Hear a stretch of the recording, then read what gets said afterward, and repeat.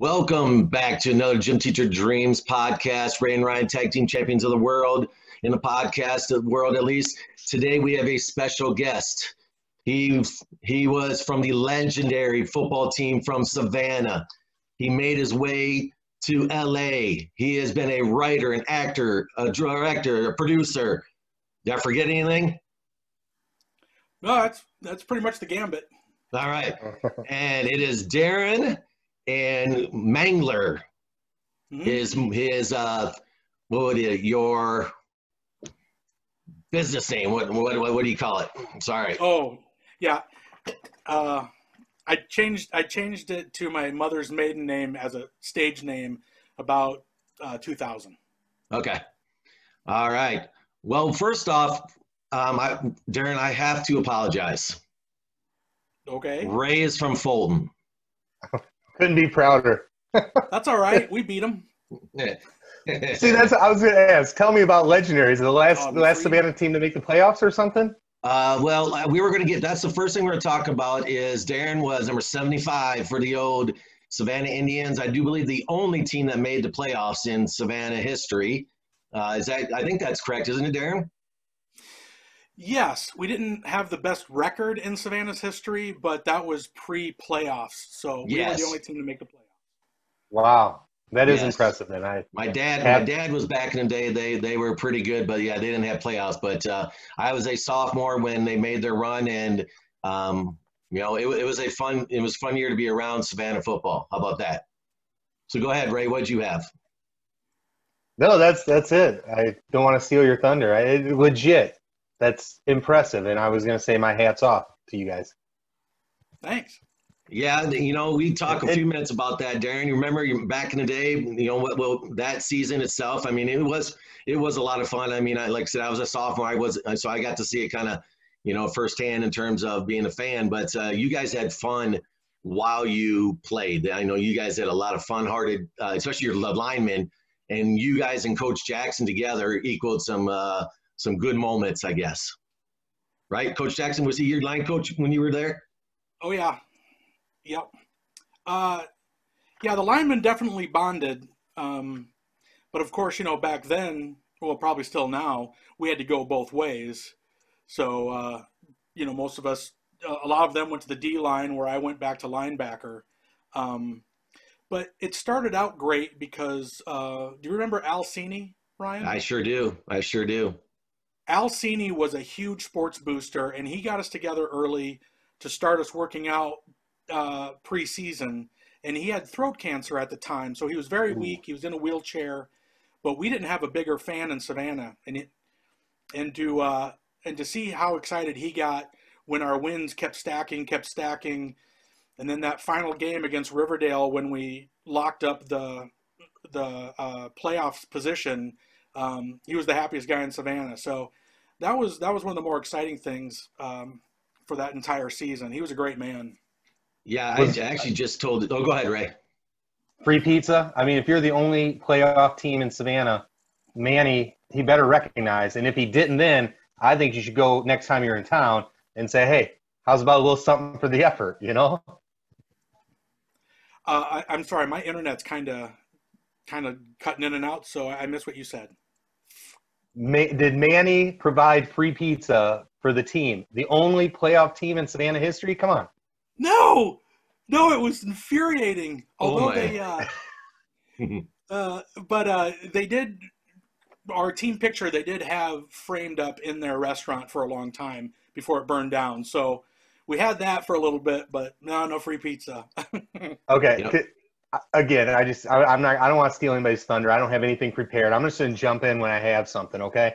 So in my office, which I used to share with Ryan, I have hanging the article that Rick Riley wrote several years after you left, but when Savannah wasn't stacking up wins. In fact, they were stacking up losses, and his article was you can't call them losers anymore because that's when they were going to consolidate, and they weren't going to lose anymore as the Savannah Indians. And in the article, whoever, the athlete was that they interviewed, he said that there was an arrangement with Manny. Next time Savannah wins, he was going to provide free pizza. So I think next time you're in Savannah, I mean, it wouldn't hurt to ask Manny, You know, what's one sausage pizza? You know what I mean? Right. Exactly. Real quick about Alcini, you were right. He was a great man. And the first time I went to one of those workouts, you know, my dad was a pretty good athlete back in the day, and he just talked to me about how I had to, you know, follow my own path and not try to live up to my dad. So, and we lived close to Al. So, you know, I talked to him quite a bit. So continue on football. So you played on a semi-pro team in, you know, California, correct? Yeah, I had no idea semi-pro existed. And then when the internet started blowing up, that's how old I am. I found that semi-pro, there were leagues in Texas and, you know, Chicago and LA. And I went out to see a game when I was about 30 and noticed that a lot of the guys were my size, a lot younger, but I thought I could compete. And then I tried out for the California Bandits my first year and made Rookie of the Year as an offensive lineman. And then I played for the next 13 years on a variety of teams. And then finally won the championship, and I retired. I said once I got the ring, I'm like, I'm done. Yeah, one and done, right? One and done. One and done. That's all I needed. Was that one And then ring. also, I know Ray doesn't know, but I do believe you were an extra in the longest yard. No, I was a stunt double in the longest yard. Oh, okay, sorry. So we shot for 4 months. 3 months of it in New Mexico at an abandoned prison, and then we shot the final game in Los Angeles. And anytime you see Big Tony on the field, he was the fatter one. Right. That was me in a fat suit, getting my bell rung by these professional athletes, because I was the only semi-pro football player in the movie. Everybody else was Arena, Canada, NFL. The dude I was going up against was Saleh Asaya, who was a Super Bowl lineman for the Patriots. So he was tossing me around like I was nothing. He was a monster. But it was fun. You loved every minute of it, I bet. Oh my God. All the wrestlers that were in it, all the professional football players, you know, Chris Rock and Sandler. Dude, we went out every night, even though we were all sore from getting hit for 12 hours a day. But we had a blast shooting that movie. It was great. Nice. Gosh, I get goosebumps just thinking about that, hanging out with those guys and playing football. Oh, wow. Oh, cool. And then, so, what's that? You didn't say a thing about this. What's that? My buddy Darren, he's like you said, like a camera guy on Naked and Afraid. You didn't mention the longest yard at all. Come on, dude. Well, I couldn't tell you everything. So, and the last thing with football is, I know that you're a huge Bears fan. What do you think this year? I understand why they have to play Trubisky. You know, they have to. Pace has to cover his butt, but I think the defense has taken a little bit of step back. I think age has caught up with them a little bit, and but now that he's brought in a few other offensive coordinators that are telling him to run play action, run with a fullback, I think they're going to have a lot more yards rushing. They're going to keep the defense off the field so they can rest their old bones for a while.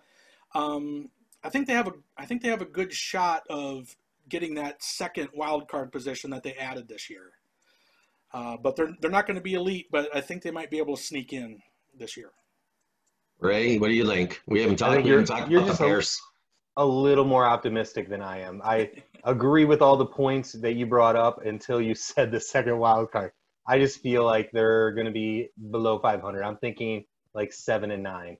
That's where I don't know. And there seems to be like a rift between the offense and the defense. You talked about how the defense is a little bit older in the last year, and then I envision it happening this year. You know, they're going to have to carry a little bit more weight.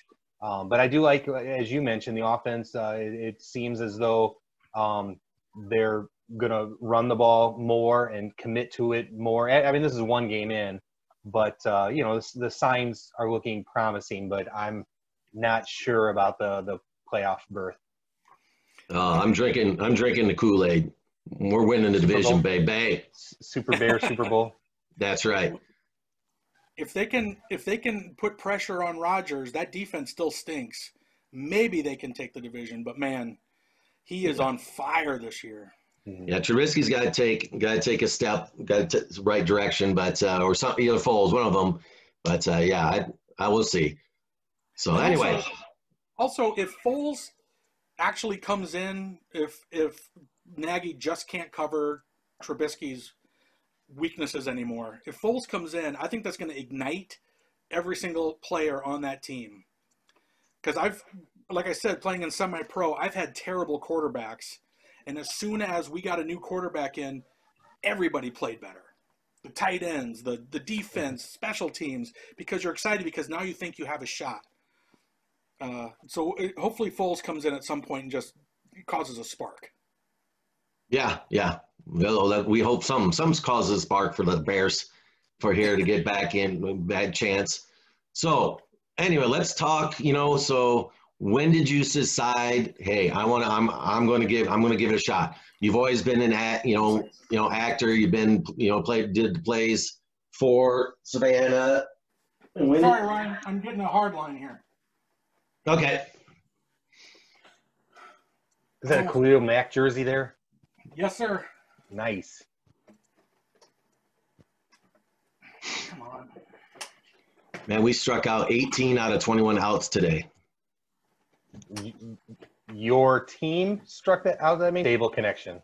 Yeah. All right. So next, dear. So you decided. When did you decide that? Hey, this is what I want to do. I'm going out west, and I'm going to try to make a name for myself and get in the business. Yeah, I got half that question, but I got the gist of it. When I graduated college from Western Illinois University, I got lucky enough. I auditioned for 2 national tours. Did we freeze again? You're back. Okay. And at the end of that tour, you had to decide, am I going to New York? Am I going to Chicago? Am I going to Los Angeles? Am I doing dinner theater in Florida? But I've always wanted to do a Tonka truck commercial since I was a kid. I saw that. That's awesome. That was my tipping point. So I chose LA.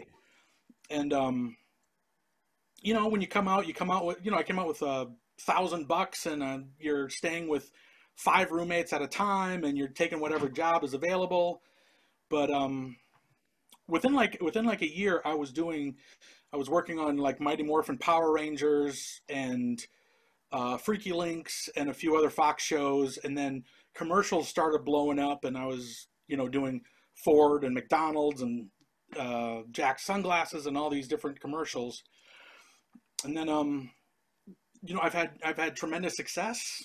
There's been a lot of lean years as well, so I say about 50-50, but I've made most of my money and been a professional actor most of the time. But lately, I've discovered that I'm also really into producing. So I've done many short films. I've done 3 features, and I've been doing associate story producing for reality TV for about a decade. So working on shows like Deadliest Catch and Axemen and Bering Sea Gold and Storage Wars. And my last show was just Naked and Afraid XL. So that gives me something to do while I'm auditioning, waiting for the big break to come in, Mm-hmm. So what does that mean exactly? What role do you play in the reality TV? I forget how you worded it, but it like went over my head. I'm like, I don't know what exactly that means. An associate story producer is when all the field producers go into the field and they shoot, about 5,000 hours worth of footage. When all that comes back in, I have to watch all that, and the showrunner and the story producers and editors will come in and go, all right, we need a storyline for this guy or this woman that leads to their breakdown later on or their tap out. So what do you think really starts to annoy them? So I go through all that footage and I will string out a storyline of what I think would be compelling to an audience. And then the story producers and editors will take that and then form it into the episode. So I'm sorry. So what I am watching, because I love, these reality shows, I'm a big Survivor fan, big Naked and Afraid, Deadliest Catch you mentioned, Alone, Ryan and I have talked about Alone a ton. So what we are watching may not be 100% accurate as to how maybe life was out on the island or whatever. I mean, what I'm gathering is maybe you fabricate might be the wrong word, but you're kind of manipulating it a little bit to kind of feed a storyline. An endpoint is, I mean, a little bit. It doesn't make you a bad person. I mean, due to non-disclosure agreements, sure. I'm going to say that maybe sometimes things aren't in the exact order. Okay. Reality shows like, let's say, the Kardashians or Real Housewives, stuff like that. Those are like, those producers will tell them, because I don't work on those shows, so I can say this. Those producers will tell them, hey, this is really boring. Could you call her a bitch? And then they fight. Wow. And things happen. Okay. Could you throw a drink in her face? So all that stuff is written and made up. For the shows I do, it might not go in perfect order, but everything you see is pretty real. Like when they're suffering, they're really suffering. And yeah. if they're hurt or if they're angry, you don't have to tell a boat captain to get mad at his crew. Sure. Yeah. That's pure real. So just one other question, kind of related to reality and whatnot. I don't know. Again, disclosure and all of that stuff. I don't know if you can say. I'm sorry. We should probably. I won't even ask. I'm sorry. I won't put you in an awkward position. Okay. Sorry. Thank you. Yeah. It wouldn't be awkward. I'm just sure. I know in my head the answer is I can't say. You know what I mean? So yeah. Whatever. I got you. And I did see, once again, when I did a little research, you've won some awards for some of your work. Yeah, man. I've been really lucky in the festival circuit in America and worldwide, where when you produce your own short films as an independent producer and your own features, you submit those to festivals, and there are thousands of festivals in America, and let alone worldwide. And I've been really lucky with two of the films that I've been in that have been selected at these festivals, and one of them that I wrote and produced and act in won a grand jury prize at one festival, won Best Picture at two others, won Audience Favorite at a few others. And recently I'm in it's a musical short about a big guy trying to win a girl over, and he does it by singing. And that I've won Best Actor at 3 times now in the 7 festivals that it's been in so far. Nice. But it's also won like Best Picture, and my co-actress has won Best Actress in a few. So that's actually pretty I'm optimistic about it helping me out career-wise, because now with those awards and all that success, and once that's ready to go, I can shoot that over to a bigger agent and then get bigger auditions and bigger roles. And that's why you do these shorts, is to let agents and casting directors see what you can do, so that they'll call you in so you can meet directors and producers and really get a foothold in your career. So with that, so you have an agent, correct? Yep. And so do people send you stuff and say, hey, would you be interested? Or do you guys look for stuff? Or, is it on acting.com? Hey, that one looks like it fits me, I'm in. Or, how does that process work? And what's the timeline on that? This is where Hollywood is infuriating, because there are no rules. Like some of the biggest roles I booked were, hey, this guy bowed out. Can you be here in 1 hour to shoot this thing? Yes, I can, and you drive there. Most of the time, a production will get greenlit. They'll go to they'll call a casting director and go, here are the roles we need. Here are the breakdowns. And so what I usually get sent in is for college jackass, or the bumbling best friend, or, fatty takes his shirt off at the pool. those sort of roles. And then my agent will call me and say, hey, can you be to this audition Thursday at 2? You say yes, you go and audition, you cross your fingers, you get a call back, you go back again, and then you're in front of the director, you're in front of the producers, you do the exact same thing you did on tape, and then hopefully you book the role. So the timeline can be anywhere from, hey, can you be, to you don't hear for a month. Now, for The Longest Yard, I did not get the job at first because Tony Saragusa was supposed to be Big Tony's role. Yeah. But Tony Saragusa bowed out, and then Joey Coco Diaz, the stand-up comic, booked the role, and I'm more his height. So they called me in and said, hey, can you be in New Mexico in a week? I'm like, yes. And they flew me out. So you really, there is no real timeline in Hollywood. It's just being in the right place at the right time and not sucking, I guess. I'll try not to suck. Try not to suck. Have you wrote a screenplay on two gym teachers with a dream? Have you done anything like that? You know, two old gym teachers with a dream of making it. Whipping dodgeballs at kids. I mean, I'm just saying. Have you done one of those yet? It is a fantastic pitch. If you can give me a 2-line breakdown, we'll see what we can flesh out from there. Yeah. Here's my idea, but I need someone smarter than me to kind of put it together. Okay, we need a dry erase board and whatever, but I already have the name for it, which might get changed by you or whoever else. Gym shorts. Okay, not literal shorts, like short clips, right? Like a Mad TV or something like that. Just about the hilarity that happens in a PE class. You can imagine probably some of it. I'm sure Savanna is probably the origin of some of the craziness that happens in gym class, right? But gym shorts, I mean, off the air, Pick can tell you some of the better ones because he seems to be involved in the really, really good ones. But yeah, you're pitching it well so far. Yes, that's all I got. With all the, here's where Hollywood is in kind of a renaissance because there are so many platforms now. There is, YouTube Red, and Sony has one, and Apple TV, and Quibi, and there's 1,000 platforms out there that are all starving for any sort of content. So you never know. You write that out and you pitch it. Somebody like Nickelodeon will be like, yeah, that sounds great. Let's put that on at 5 o'clock in the afternoon every day, and then you're sitting on Easy Street. Holy balls! I just got excited. My heart and my head down low below, man. Woo! Anyway, so thank you. We talked about your journey. I mean, there were some lean times, as you said, but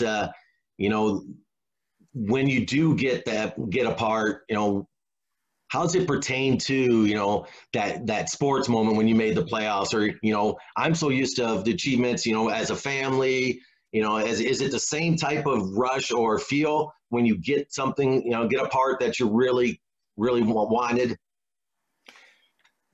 Absolutely. Yeah, big time. It's when we made the playoffs in Savanna, that was huge. I remember when we won that game, we all piled on each other, and me and Ray Camoa, unfortunately, were the ones at the bottom. So that was a lot of weight for a little bit. We got a little scary, but the excitement was there. I did a show called Assassins in college, and the crowd lost their minds at the end of it. And so there's that excitement as well.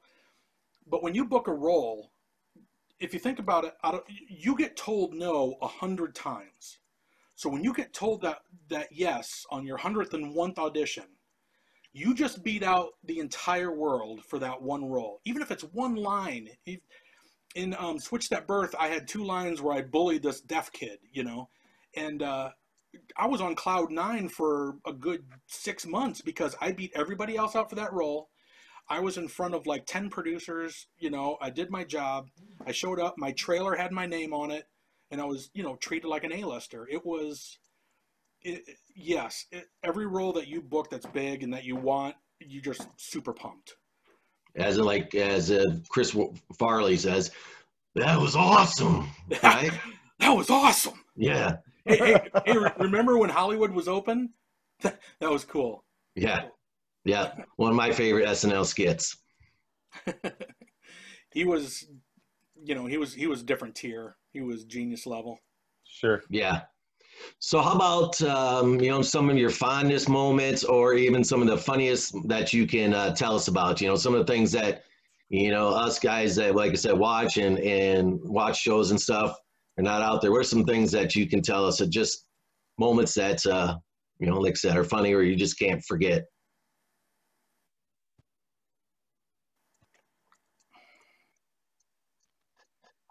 Sorry, I'm back again. Say that again real quick. Oh, I was just, some of you, any stories, how about that? I'll make it as simple as possible. Any funny or just, some of the stories or things that happen that, people that aren't out there were like, holy cow, really? Well, there's times where I've gone into audition and just completely blew it, and at that point you have to laugh about it. But I think, like, let's do like Longest Yard. When we were setting up a shot, and Bill Goldberg had to jump the offensive line and get the sack in one of these shots. He didn't have a step or anything. He actually could just do it. And so he was launching himself over the offensive line, which are all, arena guys. So they're all like 6'3", 6'5", and he's launching over. But every single time his hand would go through the face mask of Adam Sandler's stunt double. And so he broke 2 noses on that one shot of 2 different, which was, of course, we died laughing at. Oh.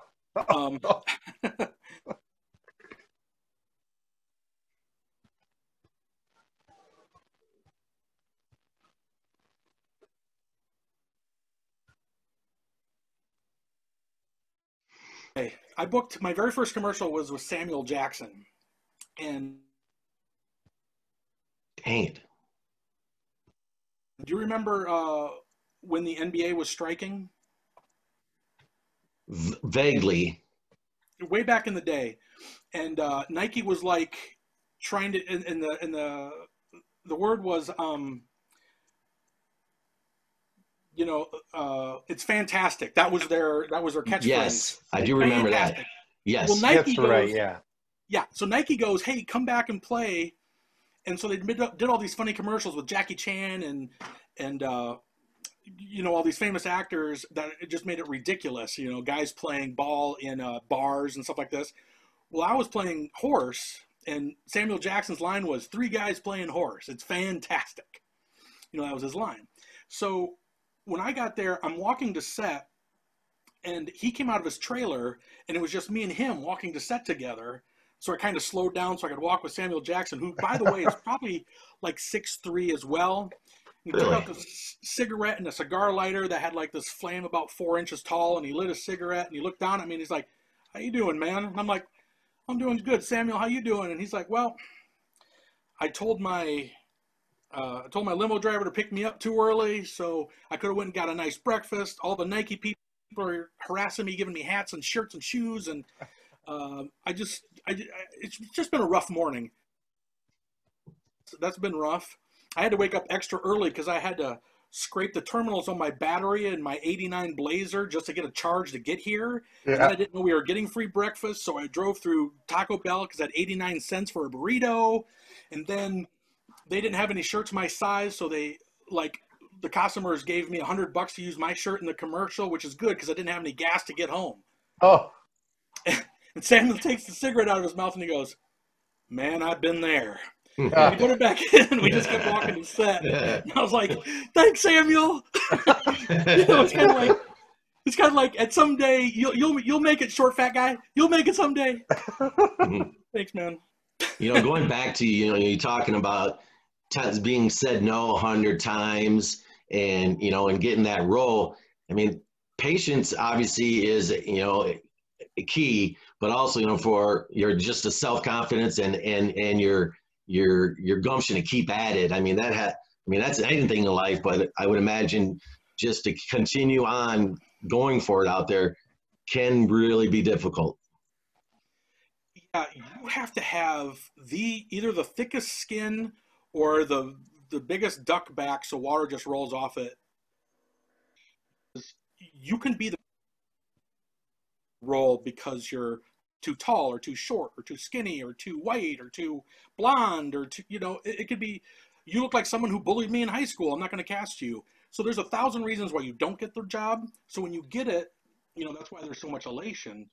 But it's all So you have to realize that it's not you. If you go in and do your job, if you know your lines, if you can step up to the line and do your job, it's 80% of the time it's not you. It's so you just have to swallow that fact. Those lean years, I thought about, let's say going back to Illinois and coaching high school football and, starting a family and going, all right, I had my LA time. That was great. But every time I got to that point, I would book something huge or I'd win another award. And I'm like, all right, I know I'm not bad. It's just a matter of time and being in the right place at the right time. Mm-hmm. So maybe after 24 years, I should be going, maybe this isn't the thing for me, but I keep working just enough that it keeps me here. So, but yeah, you really have to not let it affect you. Yeah, that's I struggle with that, by the way. Well, it's kind of like if you guys, went to 100 job interviews and you didn't get the job 100 times. I mean, at what point you're like, all right, maybe I should stop gym coaching and go look.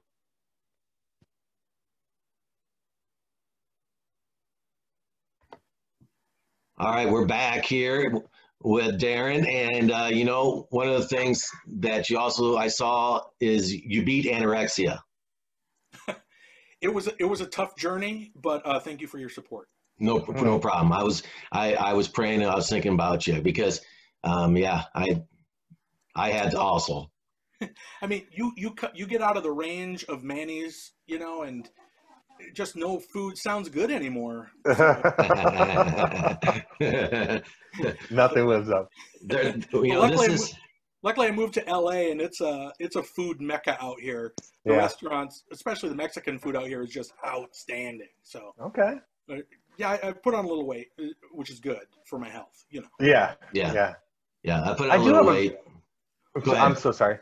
So, I mean, like just a kid from Savanna, Illinois, you know what I mean? I mean, I'm not going to talk bad about Savanna. I mean, sometimes I do jokingly or whatever, but you go out to LA, you know what I mean? Like, I know you wanted to be in the Tonka commercial. By the way, did you get it? Did you get a Tonka commercial?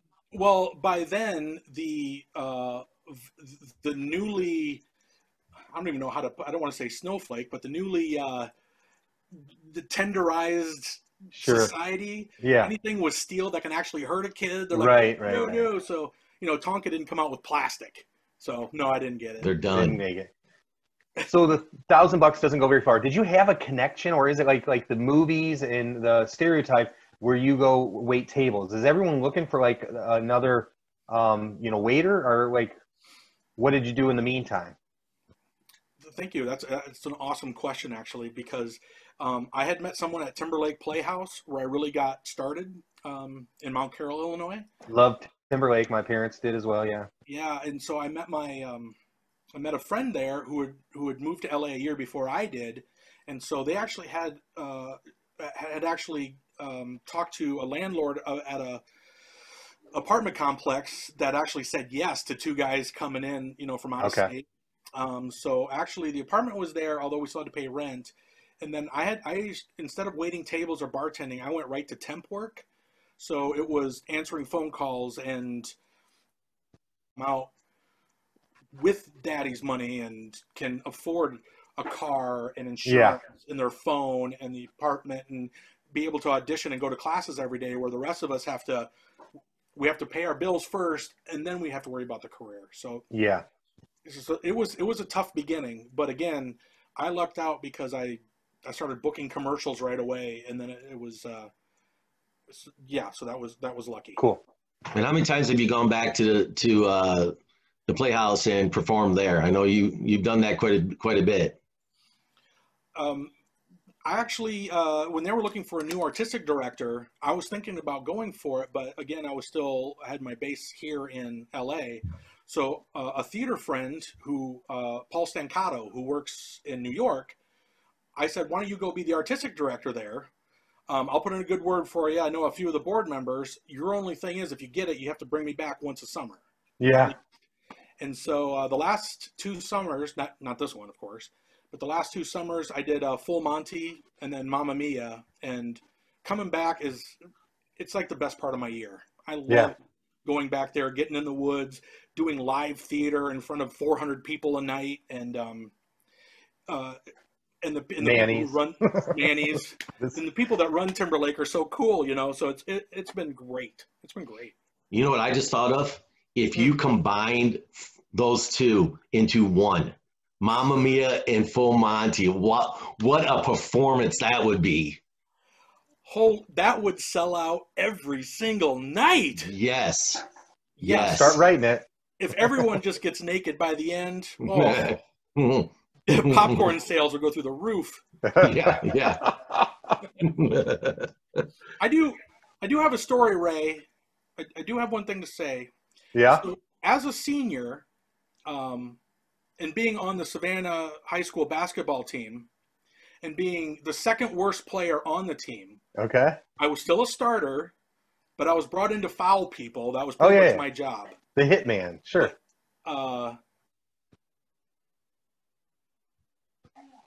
Can't freeze up now if you're going to say something good about me. You froze up.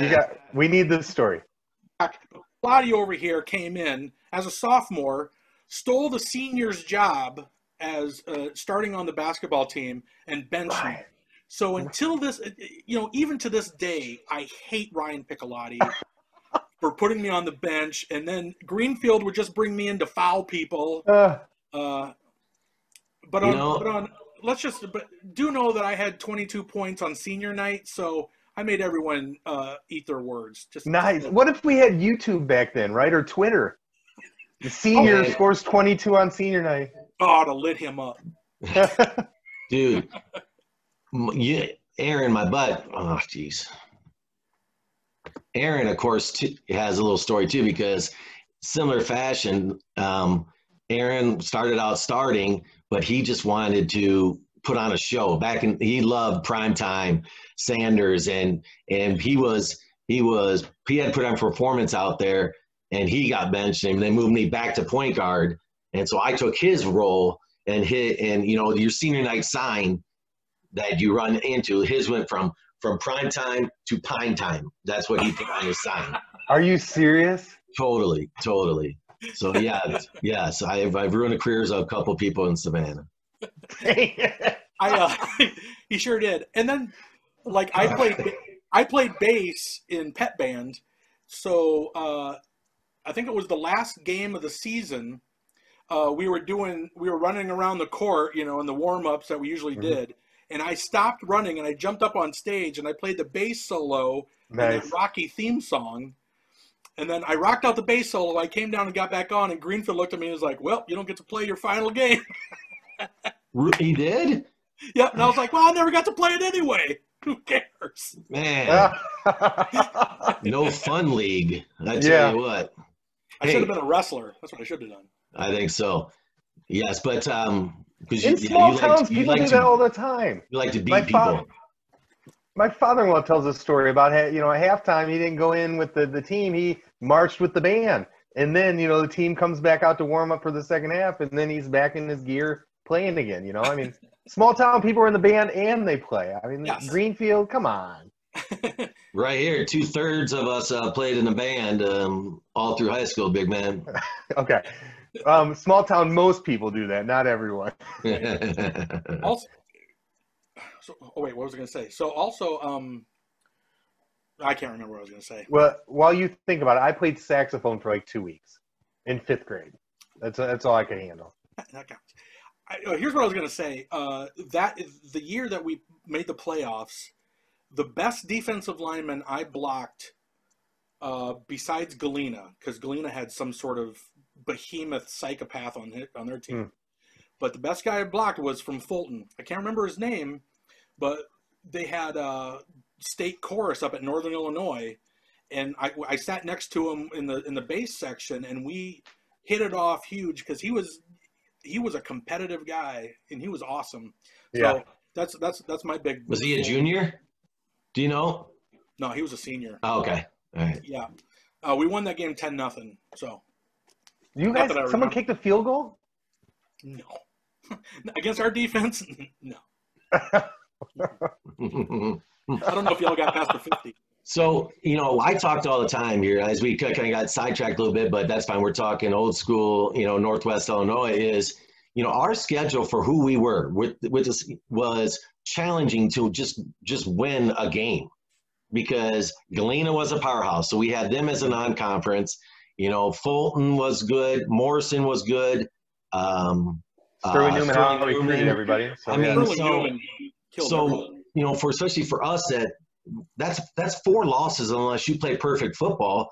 That don't get you into play. So right there, we were in a tough situation, in Savanna just because of some of the talented teams in the area. Yeah, because for some reason they kept scheduling games against Forreston too, which was like 3 times our school, and they would have like 60 guys on their team, and we'd run out there with 20, and it's like, well. Mm-hmm. They just kept rotating and just crushing us. But, yeah, so those were our losses. It was Forreston, it was Galena, and it was Sterling Newman. Those were the 3. Yeah. Yeah. I mean, I forgot Forreston because we dropped in the last couple of years, and we got Eastland, which is a little better matchup, but, it was tough. I know, like, my junior year, Sterling Newman won the title. My senior year, Fulton won the title. And so, we played some good football. There's a lot of good football in Northwest Illinois. I tell you that right now. Small school teams. For sure.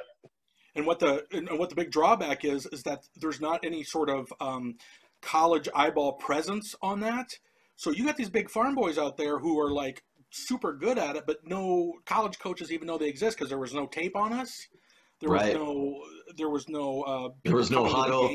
Yeah. There was no huddle. There was no exposure camps. Everything. Yeah. There's none of that. So it was word of mouth, or kind of like what you did in LA. You had to promote yourself. You had to get out there, or they heard the rumor on their recruiting. Hey, you got to go check out this guy. But yeah, I know that because man, we had some good athletes in Savannah. We just couldn't consistently put good teams out there. But there were some really good athletes. Yeah, we were always spread out. If we could have just had a few more athletes who were sophomores and freshmen, be born just a year or 2 earlier, we could have a real powerhouse. Yeah. I redshirted at Western Illinois, and I went in as a linebacker. And Brian Cox was a senior that year. Oh yeah, at Western. Yeah. And he lined us all up, and he said, "Take your shirt off." So we all took our shirts off, and he went down the line with his big ass mitt and smacking us on the chest like Ric Flair going, "Woo!" And he went down the line and just crushed. I mean, he's a giant man, right? And he's just crushing us in the chest. And he goes, "If that hurt or pissed you off, get off my field." And I was like, "Oh, man, I'm going to be a theater major."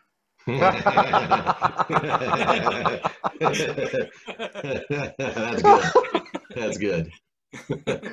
That's awesome. Yeah, it is. Because then you saw what a prototype NFL player was, and I knew that I was like an Augustana starter, or a semi-pro guy later, but I wasn't up to his college caliber. That there's some real talent there, Yeah. Hey, so I don't know if we're on like a schedule or whatever you call like a script. A script. Thank you. Yeah. If we're on a script. I just did like 5 minutes of research, prepping for this, and you a couple of years ago were part of like a comedy routine. I don't know if it was yours or if you were like one part of a group or whatever. It was Stay Fat. Can you tell? I mean, one of my other guilty pleasures is watching stand-up comedy. Like Last Comic Standing was one of my favorite things. There's been some really, really good comedians that have come out of that, in my opinion. So, I mean, can you talk a little bit about that? Like, do you have stand-up as something that you enjoy doing, or like what role did you have in that? No, that's my new, the name of my new stand-up special, actually. So, I'm out trying to get it produced and shot for Netflix, but. Oh, nice. Sorry, we're frozen again. 1 second. Okay. You're good on my end. Yep. Okay, good. So, I started doing comedy in 1999. My manager at the time says, "Hey, you should do comedy." And I'm like, well. And one day she goes, "Hey, tomorrow night you're going to be at the Comedy Store. Get 3 minutes ready." And I was like, "Oh my God." So I did it, and then it just steamrolled. I I did it pretty strong for about 2 years, 3 years. I was touring. I was booking some big rooms, and then you have to decide if you're going to stay in comedy and tour, but if I did that, I would miss out on auditions in LA. Sure. And I was doing really good audition wise in LA, so I was just kind of doing comedy as a hobby more than a career path. But lately, these guys are getting Netflix is starving for comedians. So now I'm trying to get the Stay Fat comedy special onto Netflix, and then hopefully a bigger career will come out of it. And if you want to talk about being scared, try standing in the wings opening for Joe Rogan or Jamie Kennedy. You know, they're like, you have 15 minutes, and these guys are all drunk and high and starving for, you know, Joe Rogan. Go be funny. Like, oh my God. Yeah, hey, that's the most scared I've ever been. You know, we did an episode on bad dad jokes, right? It was a huge hit. I got one for you right now, Darren. I'm going to hit you with, all right? Oh, shoot. Okay. Why do babies cry all the time during their bath? I don't know. They're naked and afraid. Come on. That's not. He wrote that himself. I wrote that myself, yes. So anyway, yes. Our platform is pretty wide. You know, we have to learn. We have to be patient with our podcast because, you know, especially talking to you and you know, it takes years and years to build it. But we really enjoy doing our podcast, and you know, all it takes is you know, it gets, like you said, someone that likes it and finds it, and next thing you know, you're somewhere, you know, making a name and enjoying and having fun, like you as you went out there. Yeah, to be honest with you, I was shocked when you contacted me. I'm like, wait, Ryan Piccolotti does a podcast? I love it. Yeah. Did I remember him being entertaining? I remember he was a cool guy. No, I remember him being a cool guy, but he was never in like school plays. He was never.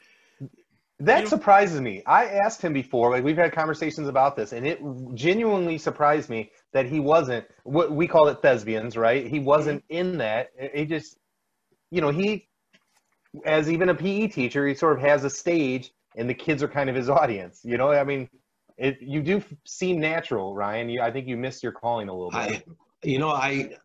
I was very shy at the time, where I just had a hard time. You know, the court and the field has always been my place, you know, and at the time, you know, being on stage, but now, I mean, you know, Ray and I, we've got some plans. We're trying to, you know, to make it be like a Prestige International and be like Gym Teacher Dreams Entertainment, and, you know, go to these places and do that kind of stuff. And I do enjoy it, but it does take a little bit, you know, to kind of, you know, get over some of that stuff. But, you know, I enjoy it. And yes, at times, my classroom is my audience. Mm-hmm. So, all right. So I have, you know, I thought about many different games. I thought about one, Darren, because we always play games with our guests. And one, I thought I was going to put scenarios, and you had to decide whether you'd rather be naked, afraid. Would you want to get naked? Would you be afraid, or both?